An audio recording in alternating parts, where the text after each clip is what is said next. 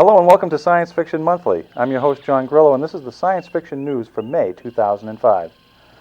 In Andromeda Television, executive producer Robert Ingalls discloses that Season 5 is going to end in a very cool way.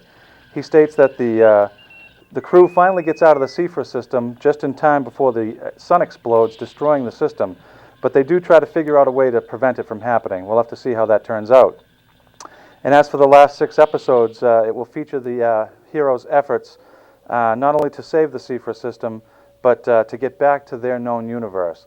The problem is when they get there, they still find the same problems plaguing the Commonwealth as when they left, like the dreaded Magog still trying to take over. He promises an exciting finish, and I hope it's true because, truthfully, I've been a big fan of Andromeda for its past 5 years, but this season has been a little slow, a little boring. We'll have to hope that they do go out with a bang. In Twisted Tales, comic creator Todd McFarlane is slated to host a generic anthology series similar to that of The Twilight Zone. It's based on his own Twisted Tales comic book, and it will be on the Fox network. It will be 1 story per episode, featuring either science fiction, horror, or fantasy stories. On Lost, last month, Lost had its first lead character death. Ian Somerhalder's character, Boone, died of injuries sustained from dropping off a cliff in a crashed airplane. He and the Locke character had found. Somerhalder was devastated to hear that his character would be leaving the show, but he did report that he will be in the series finale, 2-hour cliffhanger, and his character will be seen in backstories before the plane took off and crashed on the island. In Young Blades, executive producer Bill Brown has found the best thing about his new series is the ability to take stories in so many different directions. Set in a period where they can explore supernatural, investigate new inventions, romantic as well as political intrigue are all optional storylines. There is so much richness that they are having a blast with the show, he reports. In Night Stalker news, Stuart Townsend from A League of Extraordinary Gentlemen has been cast as Carl Kolchak for the new series. Gabrielle Union will play his fellow tabloid reporter. In The Dead Zone, it finally returns for the 4th season in early June. It will pick up where last season's cliffhanger left off. We'll finally get to see the conclusion of the Rachel Caldwell murder, and Stilson takes his next step towards power and control. A new character named Janice will be added to bring a new level of intrigue to the series, and his character can be equated to the cigarette-smoking man from the old X-Files TV show. The Muppets' Wonderful World of Oz will be airing on ABC on May 20th, according to TV Guide Online, and Ringo Starr is teaming up with comics legend Stan Lee to create a new superhero based on the ex-Beatle drummer himself, according to an Associated Press news release. It is unknown if this will be a comic book or a TV cartoon. I'll let you know when I get more information on that. A special note is that this year marks the 30th anniversary of the movie Jaws, and Martha's Vineyard is having a celebration June 3rd to June 5th called Jaws Fest, and it will be a 3-day event for Jaws fans from around the globe. And according to the Vineyard Chamber of Commerce, over 20 members of the original cast and crew, including Peter Benchley himself, will be there. For more information, visit www.mvy.com/Jaws for details. And in movie news, War of the Worlds premieres June 29th. Producer-director Steven Spielberg reports some facts about the film are: the aliens are not Martians, the aliens appear in massive tripod machines as described in the book, not the boomerang-shaped flying machines from the original 1953 movie, but that Gene Barry and Anne Robinson from the original movie will have cameo appearances. The film will be more faithful to themes and events from the novel, featuring some elements as redweed, black smoke, as well as the cellar sequence right out of the book. Mr. and Mrs. Smith is a husband and wife spy thriller starring Brad Pitt and Angelina Jolie, playing married spies who don't know that they've been contracted to kill each other. Director Doug Liman said that one particular fight scene involving automatic weapons is one that people will be talking about for years to come, and Mr. and Mrs. Smith opens on June 10th. The Eighth Voyage of Sinbad. Keanu Reeves is slated to portray Sinbad in The Eighth Voyage of Sinbad. Ray Harryhausen, the visual effects master of The Seventh Voyage of Sinbad, has been coaxed out of retirement to to be a creative consultant. The story revolves around Sinbad sailing to a Civil War-torn China in the 10th century. And finally, in movie news, Batman Begins on June 17th. An IMAX version is being released on the same date to a limited market, and that's because there aren't so many IMAX theaters out there yet. This is the first time a movie and its IMAX counterpart will be released at the same time. And tonight's old movie review, as you can see on the desk, it's kind of a Star Wars theme with Star Wars opening up this month. And I think I'd be remiss if I didn't use the original Star Wars trilogy as my old movie review. Now, I know I was talking about old movies that are kind of old and obscure, maybe that you wouldn't automatically know, but being Star Wars month, I couldn't pass by Star Wars. But I think what I want to do is highlight on this particular trilogy that of the three, you might want to, if you haven't seen it in a while, or if you haven't seen it yourself if you're young, take a look at The Empire Strikes Back. The Empire Strikes Back was the second movie, and it was amazing. It had everything in it. It had action. It had the first encounter with Vader and Luke Skywalker and their lightsaber battle. And it just doesn't get any better, as far as I'm concerned right now, than The Empire Strikes Back. Take the time to revisit this movie if you haven't seen it in a while, and hopefully the new movie that's coming out will harken back to those days. Take the time to see The Empire Strikes Back. Now, before I end the news segment, what I'd like to do is show you here a nice little t-shirt that we've had made up for the show. It's got a classic flying saucer and the logo Science Fiction Monthly on it. And I'm showing you this because it's a new segment to the show that I'm going to be doing a trivia question at the end of the show, and the winner of the trivia question will win a Science Fiction Monthly t-shirt. So stay tuned for the end of the program during the model building segment when I'll have that trivia question, and the people that email me and have the correct answers will pull the correct answers, the name out of the hat, and that person will win a Science Fiction Monthly t-shirt. So stay tuned for that. And in keeping with our Science Fiction Monthly's theme of Star Wars this month, stay tuned after the break. We are going to be introducing to you here tonight in the studio and having an interview with Darth Vader himself. So stay right there. Hello, I'm John Grillo of the East Bridgewater Police Department, and this is Law Enforcement Corner. This month's topic is traffic safety for school children. I realize that mornings can be hectic for both parents and students. Work schedules and the need to have children to school on time can cause us to lose sight of basic safety needs. I'm telling you this to alert parents to the fact that dangerous situations have developed during morning drop-off times at both the central and middle schools. All too often, I observe students are exiting from the left side of their family vehicle, either into traffic on Central Street or in the middle school rotary. Also, the cars are not pulling up close enough to the sidewalk to allow children to exit directly onto the sidewalk. Also at the middle school, children are being dropped off in the rotary not even near the sidewalk, but in the rotary with cars side by side. Now that the children has to walk around cars to get to the sidewalk. This is a very dangerous circumstance. I have a 6-year-old daughter at home, and I understand that it's hard to get out the door on time, but safety is still the most paramount part of my job as a parent. There are a lot of parents that drop off their children at the schools every morning. Take time to be safe, for your children and for theirs. Thank you. This has been Law Enforcement Corner.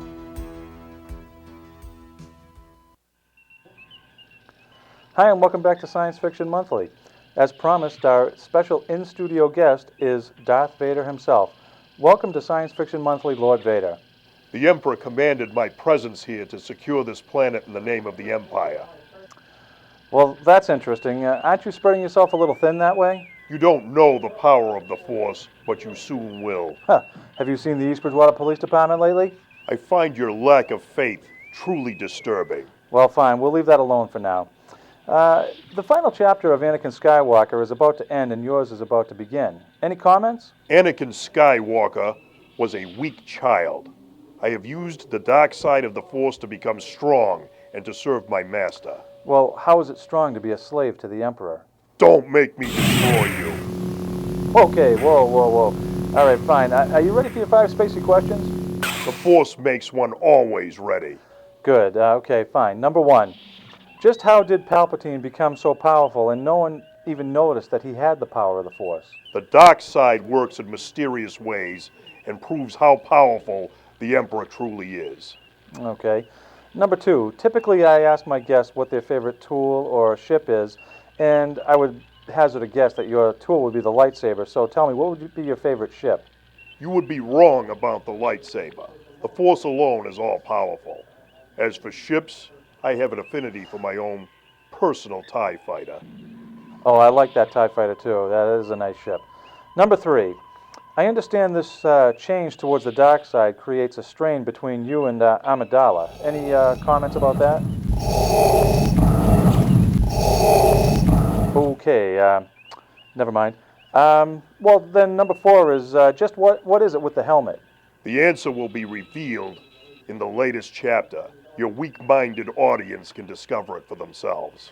Hey, don't call my audience weak-minded. They love this show. My point exactly. Oh, fine. Well, you know, my viewers believe in the Force, light or dark. Then they deserve more credit than I gave them. Okay, fine. Number 5. Do you really think that the Empire could truly rule over the Earth? There are many on this planet that will happily turn to the dark side. It'll be an easy victory. Well, I think the good of humanity will always win over evil. And you could say that even I have the power of the Force because I can see, or I know, that in the end you will be redeemed and renounce the dark side. Your powers are weak. My master has foretold our destiny to rule the galaxy with the dark side of the Force. Okay, whatever you say. Well, ladies and gentlemen, Darth Vader. Thanks for being here. Hey, get the camera over there. Look over there. Look, it's R2-D2. Hey, R2, where you going? Come back. Hey, somebody book him for the next show.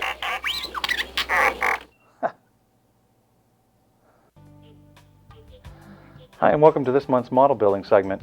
As you can see here, I've got a lot going on the table, and I'd like to describe a few things before we get started. And thank a few people. First, I'd like to thank a good friend of mine, Joe Baralt. He brought in this really good Horizon model of Venom that he put together and painted a little while back, and he was kind enough to bring it in to put on the model building desk.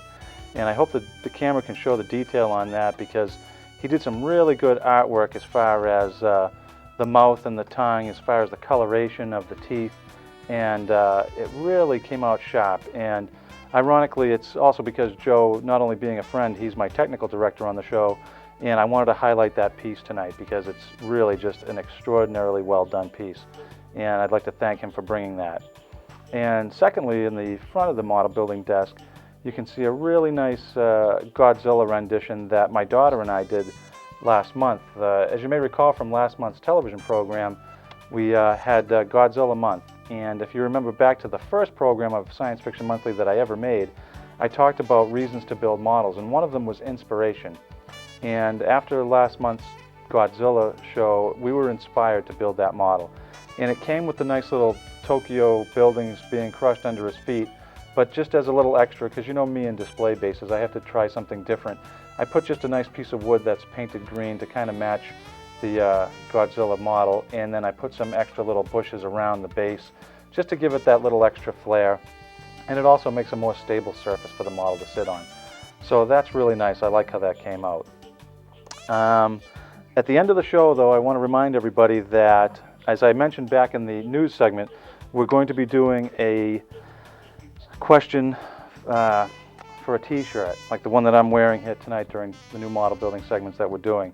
So stay tuned for the end of the model building segment when we'll do our nice little trivia question, and you can write off to me at jrg12@msn.com, and of all the correct answers, we'll throw the names in the hat. We'll announce next month who the winner of this wonderful Science Fiction Monthly t-shirt is. And we do have sizes, so don't worry, you'll get to select whatever size you are. One other thing that I want to point out that before I get started is Barron's Collectibles here in town. I need to give them some good promotional consideration.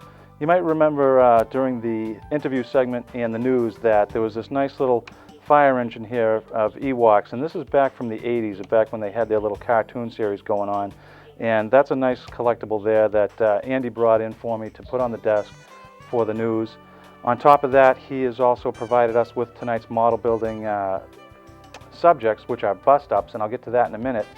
And I also want to point out that he brought in a nice speeder bike model that's been reissued from AMT Ertl. It's the same model that they've brought out. They came out back when the Return of the Jedi first came out. They reissued it about 5 or 6 years ago, and now they've really reissued it. They've just reissued it again. And I'm pointing it out because it's a nice beginner model when you stop doing snap kits and you're looking for your first glue kit. This is a nice glue kit because there's not a lot of detail to paint, and there's no decals to worry about. It's just a nice speeder bike, and even the figure comes on there. So you can make a really nice display with this model kit. And I'd like to give some promotional consideration to Barron's Collectibles and to Andy Driscoll, the owner and operator of Barron's Collectibles. Thanks a lot, Andy. I appreciate you bringing in those things for me tonight. So let's, without any further ado, get into the model building segment. Well, these little boxes that you see here in front of me are called bust-ups, and they're for Star Wars. They came out in first, second, and third series. The first series here, you see this box, even though it's got Chewbacca on the cover, it came out as Han, Luke, Leia, Chewbacca, C-3PO, and Yoda. And it depended upon which one you wanted. You had to look inside the little window here to see which one you wanted. And I'm going to open it up right away because even though they're supposed to be little model kits, and it says right here, micro bust that you can build, collect them all, for some reason I picked up the Han Solo, and as you can see here, I'm going to come right into the close-up camera. He's already built and he's already painted. All of these are already painted, but I think they forgot the part about building them with this particular item. So I'm just going to set him aside for now because we'll be getting back to him in a minute. The second series here, you can see Vader is on the front, and this series was the villains, and it has Vader, a Stormtrooper, Count Dooku, a Royal Guard, Darth Sidious, and Darth Maul. And that was the series for the second set. And so I'm going to open up that now, and we're going to see what it takes to build Vader. Now, I've already taken them out of the little plastic containers just to save time. But as you can see, there's really not a lot to these models. And they're a little disappointing because for younger kids, I think that they should have made these in a fashion that kids would be able to understand them a little more readily, because they actually didn't even come with any instructions. It's just a matter of you're supposed to kind of look at it and figure out how things go. Now I'm guessing that that slips there and that slips there. Okay? Obviously the head's going to go on the top. And I hope my big fingers are not obstructing your view of this. Obviously I'm doing something wrong. Oh, it was supposed to face that way. His arm goes on here. And for some reason, oh, there we go. His hand. The lightsaber. Oh, and his belt goes underneath.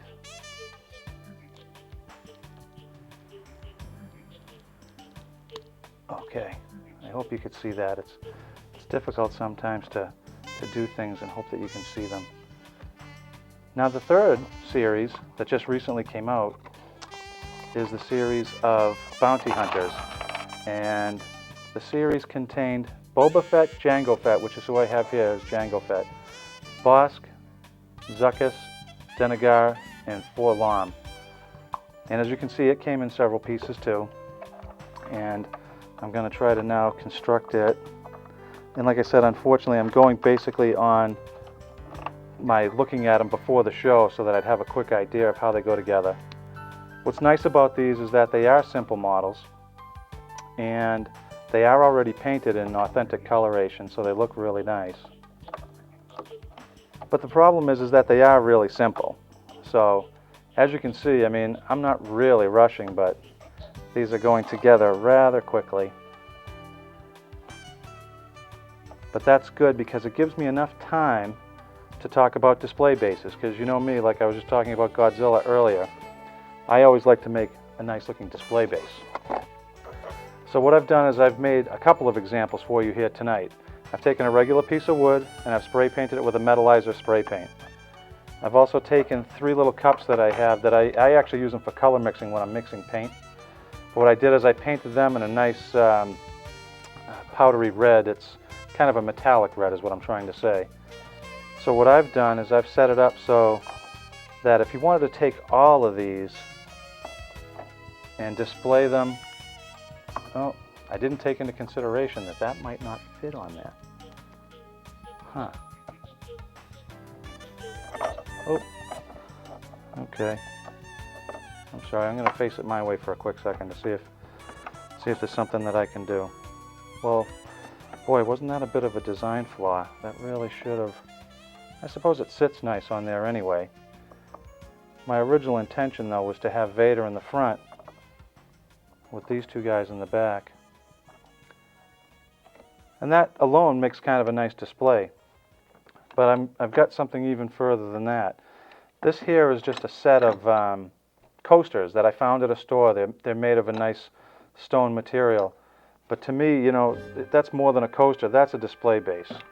If I take that and I set that cup on there, and I take Boba and sit him down, that makes a very cool display. It's not just that. That's nice, but it doesn't stand out. That stands out.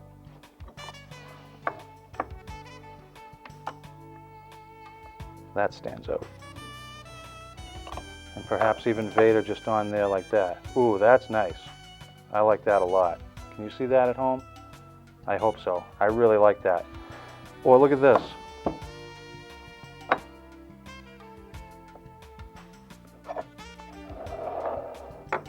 Oh, I like that a lot.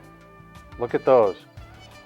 So what I'm trying to show you here is a variety. You can display things together, you can display things separately, or even separately but then group them together in areas and ways that you'll be able to see them. Look at that. That makes a very cool Star Wars display. Ooh, there's a Millennium Falcon sitting here. Let's take that one step further. Look at that. That's a nice grouping. You've got the Millennium Falcon with Han Solo getting his award at the end of Star Wars 4: A New Hope. That's a really cool looking display. That's pleasing to the eye. It's something different to look at rather than just a thing sitting on a shelf. Making these different display bases, I'm hoping what I'm showing you here tonight with these gives you ideas. You know, nothing says you have to do exactly what I'm doing. Think of your own things. Think of ideas. These coasters I actually bought probably, without exaggeration, 10 years ago, and I haven't used them yet because I haven't found what I wanted to use them on. But as you can see now, I have something that they are going to look good with. So take the time to look around when you're out shopping. You never know what you're going to find. This particular piece of wood that I have here, you can pick this up at any department store that has a craft section or a craft store, and they have all different shapes and sizes. And this averages, without exaggeration, for about $1 or $1.50 at the most for these little things of wood. They're very nice to pick up and have, so that later on when you find a, oh, look at this. When you find that you have an idea of something that you want to do, you have them on hand and they're ready to do. Oh, that I like. That's very cool. So, as you can see, that's tonight's model building segment. It was very simple, very easily. Thanks, Andy, again at Barron's Collectibles. I think it's time to do our science fiction trivia question to win your Science Fiction Monthly t-shirt. And being that it's Star Wars month, I do have a Star Wars question for you. And if you think you know the answer, what I want you to do is write to me at jrg12@msn.com. And of all the correct answers that I get in, we'll pull a name out and you'll get to win your own Science Fiction Monthly t-shirt. And like I said, I have sizes, so don't worry. It doesn't matter if you're young or old, tall or short. We have tons of t-shirts. So, without any further ado, the science fiction trivia question is, which Cheers television show character appears as a rebel officer in the background of The Empire Strikes Back? And I'll give you a hint, so if you have to go look it up in the movie, that it's during the battle on the ice planet of Hoth. And your four people to choose from is either Norm, Cliff, Frasier, or Woody. One of those four characters, one of those four actors actually has a cameo appearance in The Empire Strikes Back.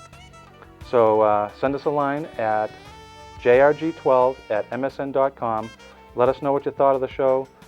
Try to answer the trivia question and try to win yourself a t-shirt. Thanks for watching this month. I appreciate you being here. Good night. Thank you for watching Science Fiction Monthly. Please feel free to email us at jrg12@msn.com. with any questions or comments about the show. That's jrg12@msn.com. Thank you. This has been a Grandizer production. Promotional consideration and catering provided by Setauket Pizza, 650 Plymouth Street. Their phone number is 508-378-1402.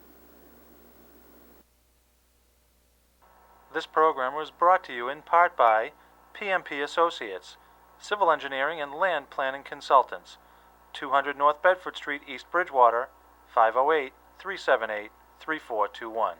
Also in part by Setauket Lodge in East Bridgewater. Setauket Lodge is a proud sponsor of the Grand Lodge of Masons in Massachusetts CHIP program.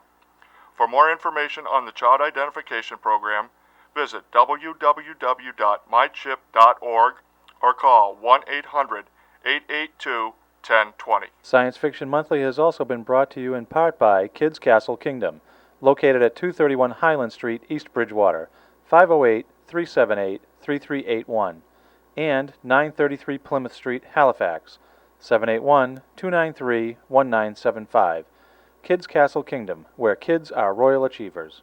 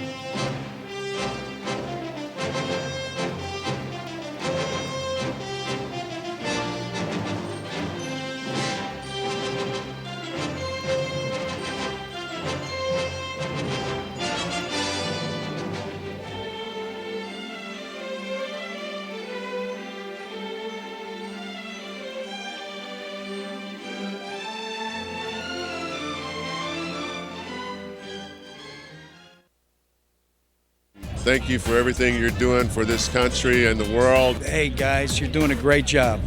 Come home soon. Thank you guys so much. You guys rock. Come home.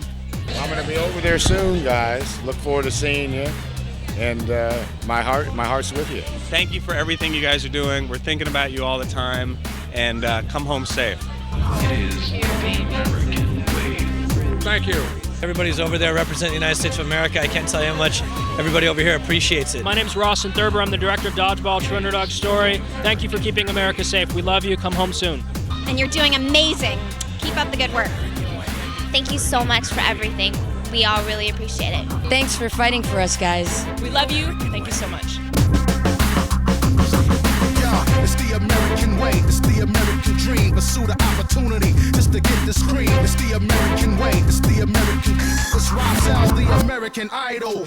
Sing the Star Spangled Banner.